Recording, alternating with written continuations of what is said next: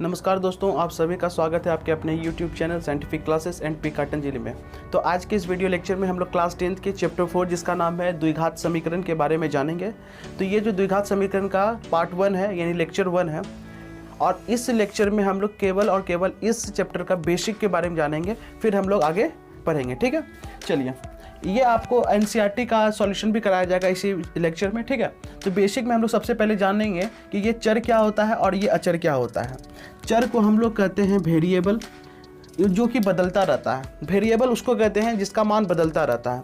कैसे बदलता रहता है? एक्स का मान कभी 1 आ जाता है, एक्स का मान कभी 2 आ जाता है, एक्स का मान कभी 3 आ जाता है, उसके अलावा भी कुछ ना कुछ आ सकता है। उसी तरीके से x y z a b c p q r alpha beta, ये सब का मान क्या होता है? बदलते रहता है। तो ये सारा का सारा चीज़ क्या कहलाता है? वेरिएबल कहलाता है, जिसका मान बदलता है।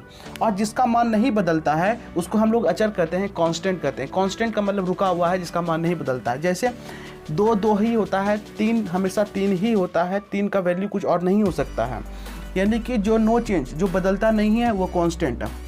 अचर का ही दूसरा नाम है स्थिरांक, इसी का तीसरा नाम है नियतांक, और इसी को हम लोग कहते हैं कांस्टेंट। कहने का मतलब क्या हुआ? आदमी एक ही है लेकिन नाम अलग अलग है। ठीक है, आदमी एक ही है लेकिन नाम अलग अलग है। अब जब हम लोग चर को और अचर को मिला देते हैं तो एक नया चीज़ बनता है। चर और अचर को मिलाने से एक नया चीज़ बनता है। जिस तरीके से पानी, नमक और नींबू को मिलाने से एक नया चीज़ शरबत बनता है, उसी तरीके से चर और अचर को मिलाने से एक नया चीज़ बनता है, जिसे हम लोग कहते हैं बीज व्यंजक। इंग्लिश में कहते हैं एल्जेब्रिक एक्सप्रेशन। अब ये बीज व्यंजक क्या है बताए? चर और अचर के मिलाने से, चर और अचर के कॉम्बिनेशन से जो एक नया चीज़ बनता है, उसे हम लोग बीज व्यंजक का नाम देते हैं। चर तथा अचर मिलकर के बीज व्यंजक बनता है। जैसे अगर हम यहाँ बात करें 2x का, तो 2x क्या है? मेरा x मेरा चर है। वैसे ही 2 क्या है? 2 मेरा अचर है। और चर और अचर से मिल करके बना ये 2x, तो 2x मेरा क्या हो जाएगा? 2x मेरा एल्जेब्रिक एक्सप्रेशन हो जाएगा। 2x क्या हो जाएगा? एल्जेब्रिक एक्सप्रेशन हो जाएगा। उसी तरीके से यहाँ पर x स्क्वायर क्या है? चर है। x क्या है? अचर है। और इसके कॉम्बिनेशन से जो बना वो क्या कहलाएगा आपका? वो कहलाएगा बीज व्यंजक। क्या कहलाएगा? बीज व्यंजक कहलाएगा। वैसे ही यहाँ पे 5x है, 2y है। ये क्या है? चर। ये क्या है? अचर। ये क्या है? चर। ये क्या है? अचर। इसके कॉम्बिनेशन से मिला, बना क्या बना? बीज व्यंजक बना। वही 7xy क्या है? बीज व्यंजक। 9x⁻³ क्या है? बीज व्यंजक। ये सभी के सभी बीज व्यंजक के उदाहरण है। ऐसा नहीं कि यही सब बीज व्यंजक है, इसके अलावा भी बहुत सारा चीज़ है जो बीज व्यंजक में आता है। अब हम लोग नेक्स्ट टॉपिक समझेंगे कि पद का घात क्या होता है। चलिए, ये जो बीज व्यंजक है, यहाँ पे देखिए, ये प्लस क्या कर रहा है? इसको 2 अलग अलग पार्ट में बांट रहा है। जब प्लस और माइनस 2 अलग अलग पार्ट में डिवाइड करें तो जो एक फर्स्ट वाला हुआ, इसको हम लोग कहते हैं पद, और ये भी क्या हो गया? पद। यानी ये 2 पद हो गया। इसमें कोई प्लस माइनस नहीं है, इसलिए इसमें 1 पद है। इसमें भी कोई प्लस माइनस नहीं है, इसमें 1 पद है। इसमें प्लस है जो इसको 2 अलग अलग भाग में बांटने का काम कर रहा है, तो ये दोनों कहलाएगा पद। ये एक ही पद है, ये एक ही पद है। तो अब हम लोग पद का घात समझेंगे, यानी डिग्री ऑफ टर्म। अब हम लोग सीखेंगे डिग्री ऑफ टर्म। जैसे यहाँ 5x स्क्वायर है, इसका घात पूछ रहा है, तो पद का घात उसे ही कहते हैं जब हम किसी भी पद में चर का वैल्यू, जो चर का जो पावर होता है, वही पद का घात कहलाता है।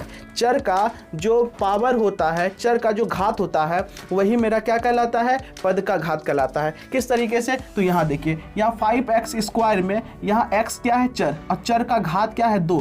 तो इस बहुपद का घात, यानी इस पद का घात क्या हो जाएगा? 2 हो जाएगा। आगे देखिएगा, यह x का घात क्या है? 3, यानी इस पद का घात क्या हो जाएगा? 3 हो जाएगा। यहाँ पर x का घात क्या है? 2 है, तो आपका 2 नहीं होगा, लेकिन यहाँ y का भी घात 2 है, तो 2 + 2 = 4, यानी इस वाले पद का घात हो जाएगा 4। यहाँ पर x का पद कितना है? 3, y का पद कुछ नहीं तो क्या है? 1, z का पद क्या है? 2, यानी 3 1 2, 3 1 और 2, तो ये आपका क्या हो गया?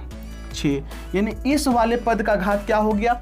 6 हो गया। उसी तरीके से यहाँ a के पावर कुछ नहीं तो क्या है? 1 है, b पे पावर कुछ नहीं तो क्या है? 1 है, c पे पावर कुछ नहीं तो क्या है? 1। अगर हम जोड़ देते हैं 1 + 1 + 1, यानी इस वाले पद का घात क्या आ जाएगा आपका? 3 आएगा। तो उम्मीद करता हूँ आपको ये पद का घात समझ में आया होगा। तो हम लोग आगे बढ़ते हैं। आगे आता है बहुपद। अब आप काफ़ी आसानी से बहुपद को समझ सकते हैं। लीजिएगा आगे है बहुपद। बहुपद जिसको इंग्लिश में हम लोग कहते हैं पॉलिनोमियल। पॉलिनोमियल का परिभाषा कहता है वैसा बीज व्यंजक जिसमें चर का घात पूर्ण संख्या हो उसे बहुपद या पॉलिनोमियल कहते हैं। यानी कि पॉलिनोमियल भी क्या होता है, एक बीज व्यंजक ही होता है। पॉलिनोमियल भी एक होता है बीज व्यंजक, लेकिन वैसा बीज व्यंजक होता है जिसमें चर का घात पूर्ण संख्या हो। चर का घात क्या हो, पूर्ण संख्या हो। अब कैसे हो तो आगे समझते हैं। देखिएगा यहाँ पे पूर्ण संख्या किसको कहते हैं, इंग्लिश में होल नंबर। 0 से लेकर के आगे जितना भी संख्या होता है 1 2 3 4 5 6 7 8 9 10 इन्फिनिटी तक, वो सारा का सारा पूर्ण संख्या कहलाता है। क्या -1 -2 -3 मेरा पूर्ण संख्या है? तो बिल्कुल नहीं है, वो एक ऋणात्मक संख्या है। 2/3 3/3 क्या ये पूर्ण संख्या? बिल्कुल नहीं, वो मेरा परिमेय संख्या है। संख्या क्या होता है? 0 1 2 3 इन्फिनिटी तक यह पूर्ण संख्या होता है। अभी देखिए यहाँ 5x² लिखा गया, यानी कि 5 क्या है, अचर है। ये क्या है, चर। पावर में क्या है, 2 है। तो क्या कहा, चर का पावर अगर 2 हो, चर का पावर पूर्ण संख्या हो, यहाँ करा वैसा बीज व्यंजक जिसमें चर का घात क्या हो, पूर्ण संख्या हो। तो यहाँ देखिए चर का घात पूर्ण संख्या है, इसलिए ये मेरा क्या है, ये कि मेरा क्या है, बहुपद है। यहाँ पर भी देखिए चर का घात क्या है, पूर्ण संख्या, तो ये भी मेरा क्या है, बहुपद है। यहाँ पर देखिए x का पावर 2 पूर्ण संख्या है, x पे पावर कुछ नहीं तो क्या है 1 पूर्ण संख्या, यहाँ x पे पावर कुछ नहीं तो क्या है 0 पूर्ण संख्या, तो ये भी मेरा क्या है, बहुपद है। यहाँ x पे पावर 3 है, x² है, x पे पावर 1 x पे पावर 0, यानी यहाँ पर भी सारा का सारा क्या है, चर पे पावर पूर्ण संख्या है, यानी ये भी मेरा क्या है, बहुपद। उसी तरीके से ये सारा का सारा मेरा क्या है, बहुपद। जब मेरा चर का पावर पूर्ण संख्या होगा तो मेरा बहुपद कहलाएगा। क्या कहलाएगा, बहुपद कहलाएगा। ठीक है। और अगर पावर में कुछ भी हो, माइनस हो, -1 2 3 कुछ भी हो, अगर कोई फर्क नहीं पड़ता है और कुछ भी दे दिए, जैसे हम x पे पावर -3 दे दिए, तो वो मेरा कहलाएगा बीज व्यंजक। क्या कहलाएगा, बीज व्यंजक, लेकिन वो बहुपद नहीं कहलाएगा। ठीक है। अब देखिए बहुपद किसको नहीं कहेंगे, जैसे 7x पे पावर -2 है, तो पावर में -2, लेकिन कह क्या रहा था, पूर्ण संख्या होना चाहिए। ये पूर्ण संख्या है, नहीं है, तो ये मेरा बहुपद नहीं है, ये भी बहुपद नहीं है। अब ये √t, अब देखिएगा जब मेरा √t है तो रूट हटाएंगे तो t पे पावर क्या आएगा, 1/2 आएगा, और 1/2 क्या है, मेरा पूर्ण संख्या नहीं है, तो ये भी मेरा क्या होगा, बहुपद नहीं होगा। यहाँ पर भी x पे पावर -3, ये रूट से बाहर नहीं निकलेगा, इसलिए ये भी मेरा बहुपद नहीं होगा, ये भी बहुपद नहीं होगा। कहिएगा कि सर यहाँ पर x पे पावर तो 3 है और ये पूर्ण संख्या है, लेकिन अगर 3/x पे पावर 3 है और ऊपर जाएगा तो 3x पे पावर वो -3 हो जाता है, और जैसे ही माइनस आएगा हम कहेंगे ये क्या है, बहुपद नहीं है, क्योंकि ये पूर्ण संख्या भी नहीं है, तो ये बहुपद नहीं है, तो इसलिए ये भी बहुपद नहीं होगा। इसमें देखिए, इसमें जरूर पूर्ण संख्या है, लेकिन इसमें पूर्ण संख्या नहीं है, इसलिए पूरा का पूरा क्या होगा, बहुपद नहीं होगा। ठीक है। चलिए, आपको उम्मीद करता हूँ आपको बहुपद समझ में आ गया होगा। चलिए अब आगे बढ़ते हैं।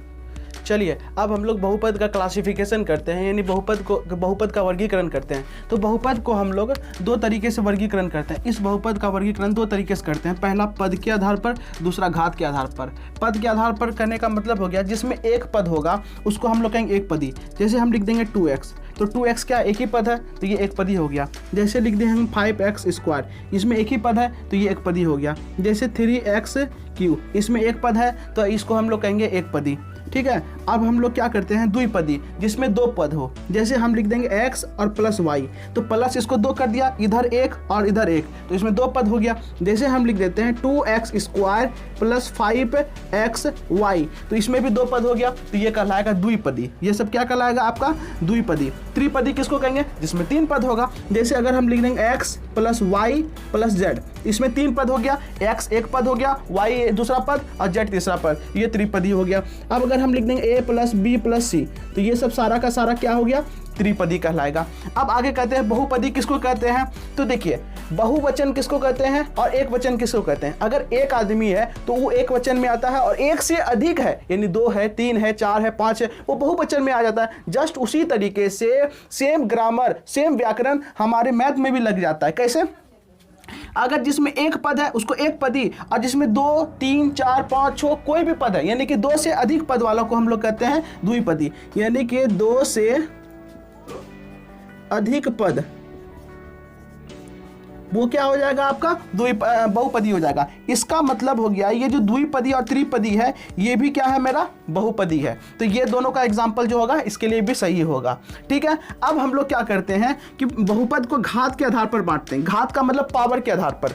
ठीक है। जैसे अगर किसी भी बहुपद में पावर 1 रहेगा, चर का पावर 1 रहेगा, उसको हम लोग कहेंगे रेखिक बहुपद। जैसे अगर हम लिख दे x, तो ये मेरा रेखिक बहुपद हो गया। क्यों? क्योंकि पावर कुछ नहीं तो क्या है, 1 है। हम लिख देंगे 2x, तो इसमें भी x पे पावर क्या है, 1 है, तो ये भी मेरा क्या हो गया, रेखिक बहुपद। हम लिख देंगे x plus y plus z, तो आप देखिएगा तो ये एक रेखिक बहुपद होगा। लेकिन सर आप कहिएगा कि सर ये तो एक त्रिघाती बहुपद भी है, क्योंकि अभी देखिए अभी पता है x plus y plus z क्या है, त्रिपदी बहुपद है। ये क्या है, एक त्रिपदी बहुपद है, त्रिपदी बहुपद है। लेकिन इसका भी घात क्या है, 1, इसका भी घात क्या है, इसका भी घात 1 है, तो सभी का घात 1 होने के कारण इसको हम लोग रेखिक बहुपद कहते हैं। यानी कि रेखिक बहुपद वैसे बहुपद को कहते हैं जिसका पावर 1 हो, ठीक है। अब द्विघाती बहुपद में आते हैं जिसका घात 2 हो। जैसे हम लिख देंगे x स्क्वायर, तो ये द्विघाती हो गया, 3x square plus 4x plus 3।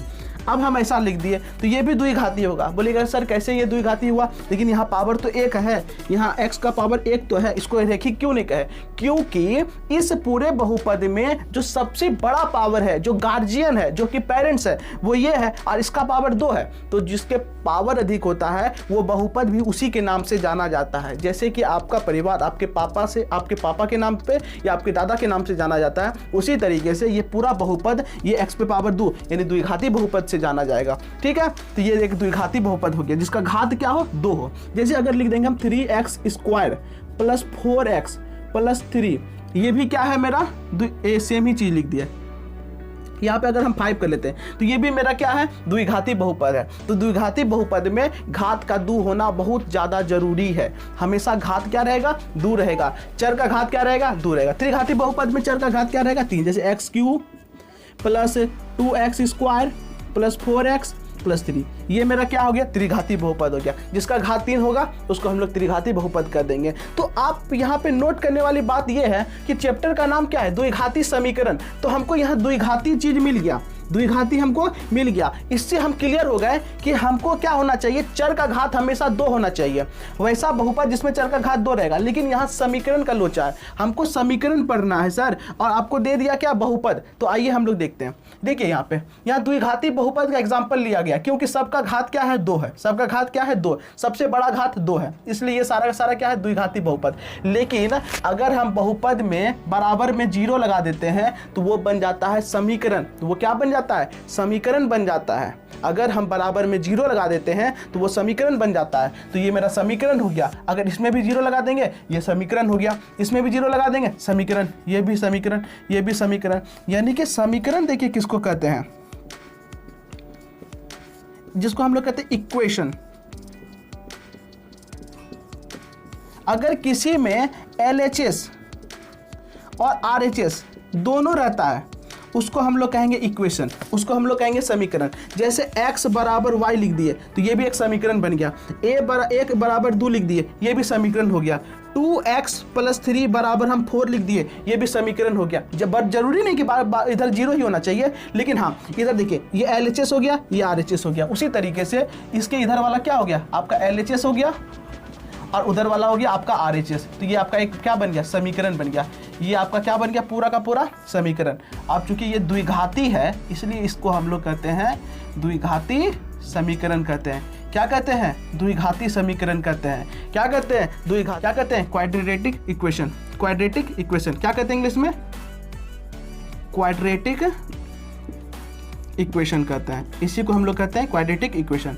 तो अब बात करेंगे इस क्वाड्रेटिक इक्वेशन का स्टैंडर्ड फॉर्म क्या होता है। स्टैंडर्ड फॉर्म का मतलब होता है कि क्वाड्रेटिक इक्वेशन किसके जैसा देखने में लगता है। देखने में किसके जैसा, हम कहेंगे कि लड़का कैसा होता है, तो आप मेरा एग्जांपल ले सकते हैं कि लड़का मेरे जैसा होता है, ठीक है ना। मतलब कि नाक भी होगा, मुंह का मतलब हुलिया ऐसा ही होगा, जरूरी नहीं कि मेरे फोटोकॉपी रहेगा, यानी कि मेरे जैसा होगा। वैसे ही ये जो द्विघात बहुपद है, ये द्विघात समीकरण, ये द्विघात समीकरण हम कैसे देखेंगे कि ये द्विघात समीकरण है। पहला देखना है कि x का घात क्या होना चाहिए, 2 होना चाहिए। कहेगा सर यहाँ तो x का घात 2 है, लेकिन इसको द्विघात नहीं त्रिघाती कर दिए। गार्जियन का जो गार्जियन है, यानी कि देखिए सबसे बड़ा घात 2 होना चाहिए, लेकिन यहाँ सबसे बड़ा घात 3 है। यहाँ पे सबका सबसे बड़ा घात क्या है, 2 है, इसलिए ये द्विघाती बहुपद हुआ और द्विघाती समीकरण भी होगा। उसके लिए आपको देखना है कि कोई भी द्विघाती बहुपद हो या समीकरण, वो हमेशा इसका स्टैंडर्ड फॉर्म होता है x square plus b x plus c, ये द्विघाती बहुपद का स्टैंडर्ड फॉर्म हुआ। हमेशा ऐसा ही होता है, और अगर समीकरण कह देगा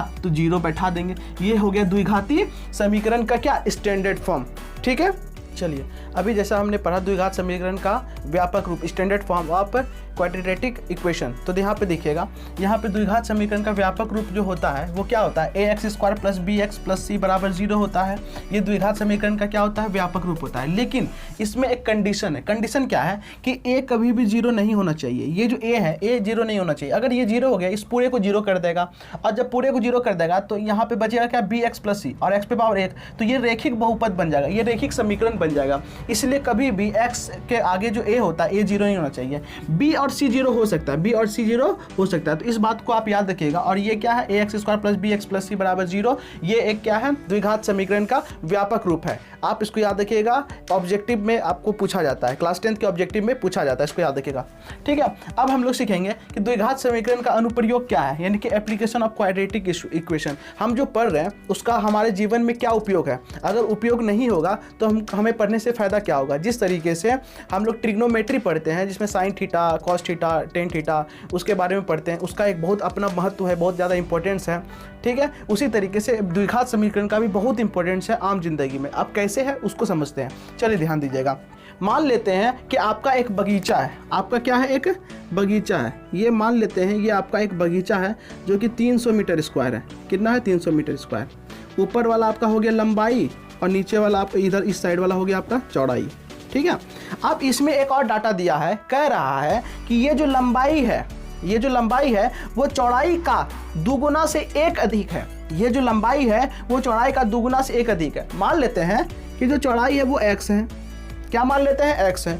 तो ये जो लंबाई है वो चौड़ाई का दुगुना, तो चौड़ाई है x, दुगुना करेंगे तो 2x, और 1 अधिक है, अधिक के लिए 1 जोड़ देंगे, तो ये इतना डाटा हमको मिल गया। ठीक है ना, और इस डाटा से, इससे आप काफ़ी आसानी से ये बता सकते हैं कि इसका लंबाई कितना होगा, चौड़ाई कितना होगा। कैसे, तो यहाँ ध्यान दीजिएगा, यहाँ पर हमको लंबाई दे दिया और चौड़ाई, चौड़ाई कितना दिया x, लंबाई कितना दिया 2x प्लस 1, और इसमें का क्षेत्रफल दिया हुआ है आपको 300 मीटर स्क्वायर, इतना तक दिया हुआ है। ठीक है, अब आगे देखिए, क्वेश्चन के अनुसार कह रहा है, हम जानते हैं कि आयत का जो क्षेत्रफल होता है वो होता है लंबाई गुना चौड़ाई। ठीक है, इतना मालूम है कि आयत का क्षेत्रफल लंबाई गुना चौड़ाई। तो अब देखिएगा, आयत का क्षेत्रफल लंबाई गुना चौड़ाई, तो लंबाई कितना है, 2x प्लस 1 है। कितना है, 2x प्लस 1। चौड़ाई कितना है, x, यानी इंटू में x है, और क्षेत्रफल कितना दिया हुआ है, 300 मीटर स्क्वायर। मीटर स्क्वायर को नहीं लिखते हैं। ठीक है, अब देखिए, ये x को अगर 2x से गुना करेंगे, ये 2x अगर x से गुना होगा तो 2x स्क्वायर हो जाएगा, प्लस ये अगर एक x के साथ गुना होगा तो क्या होगा, x हो जाएगा, और बराबर में क्या आ गया, 300 आ गया। ठीक है, बराबर में क्या आ गया, 300 आ गया। 300 इधर आएगा तो माइनस में आ जाएगा, तो यहाँ हो जाएगा 2x square plus x minus 300 बराबर में 0। अब जैसा आप देख पा रहे हैं कि अभी जो हम लोग द्विघात समीकरण का व्यापक रूप पढ़े, a x square plus b x plus c, तो यहाँ देखिए, एक्स स्क्वायर के बगल में यहाँ पे 2 है, यहाँ पे b है, यहाँ पे b है, इसके आगे b है, और यहाँ x के आगे b है, और यहाँ c है, तो ये भी एक द्विघात समीकरण बना। ये क्या भी बना, एक द्विघात समीकरण बन गया। और अगर हम इस समीकरण को हल करने सीख जाए, अगर इस समीकरण को हल करके x का मान निकाल लेते हैं, तो क्या आप इसका लंबाई चौड़ाई नहीं बता सकते हैं। तो यही है द्विघात समीकरण का महत्व, यही है एप्लीकेशन ऑफ क्वाड्रेटिक इक्वेशन। आप इसी के मदद से इसी को हल करके, अब हल करने का अलग अलग तरीका है जो आपको इस चैप्टर में पढ़ना है। गुणनखंड है, फिर आपको पूर्ण वर्ग विधि है, फॉर्मूला से है। ठीक है ना, आपको इसी चैप्टर में इसी के बारे में जानना है, हमेशा द्विघात समीकरण के बारे में जानना है, और ये इसका क्या है, महत्व है। ठीक है, तो अब हम लोग नेक्स्ट वीडियो में इसके आगे यानी एक्सरसाइज और एग्जाम्पल को हम लोग पढ़ेंगे, काफ़ी अच्छे से पढ़ेंगे। ठीक है, और सीखेंगे कि कैसे उस क्वेश्चन को बनाया जाता है, लैंग्वेज वाले क्वेश्चन को हम लोग कैसे बनाएंगे, और नॉर्मल क्वेश्चन को हम लोग कैसे बनाएंगे। ऑब्जेक्टिव और सब्जेक्टिव दोनों के लिए बहुत ज़्यादा इंपॉर्टेंट है।